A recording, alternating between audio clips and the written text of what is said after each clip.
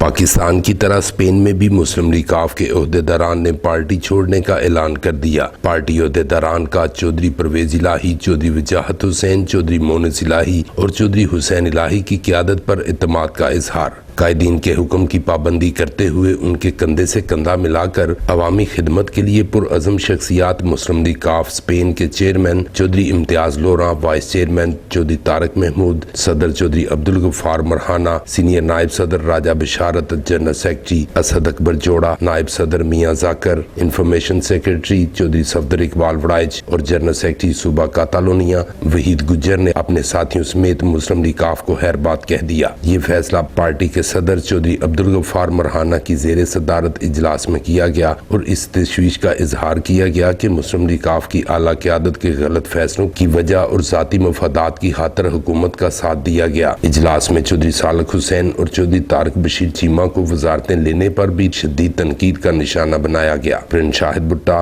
BB1 news, Jalalpur जट्टा।